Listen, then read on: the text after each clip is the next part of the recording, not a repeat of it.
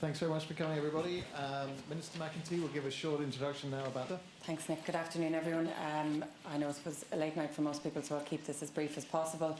I'll touch on enlargement and climate, and the Taoiseach will maybe develop those a bit further. It was a very lengthy discussion, about 4 hours, on whether we should open accession talks with North Macedonia and Albania. The vast majority of EU countries wanted to do that, and we were among those countries that believe it is now time to open negotiations with North Macedonia and Albania. They've made really big strides forward in terms of reforming their countries in recent years, and we think they should be given the European perspective too. Negotiations are already open with Serbia and Montenegro, and we think they should be extended to North Macedonia and Albania as well. However, there very simply was not unanimity for that. So we're going to have to reconsider the issue in advance of the meeting in Zagreb next May.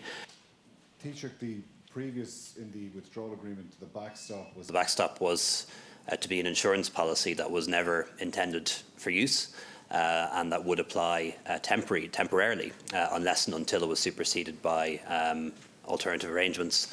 What we have now is a new solution, one that is very likely to be used, and one that is more permanent. But essentially what we are saying, and we have accepted along the way that this could be an outcome that we would accept, is that we would allow the people of Northern Ireland, their democratic representatives, their members of their assembly, to determine their future.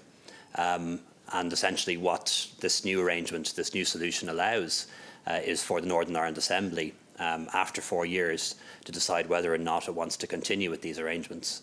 So there is, of course, an outside chance that at some point in the latter part of the next decade, the Northern Ireland Assembly might decide to opt out of alignment, opt out of the single electricity market, opt out of the new customs arrangement.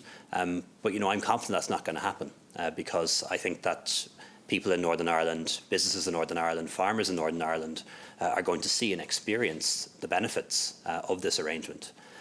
But if there's a risk we're taking, the risk we're taking is one on democracy, and saying to the people of Northern Ireland that you determine your future, and that's something I can stand over. Next question, short. By the House of Commons tomorrow. Is that the end of no deal preparations? Will they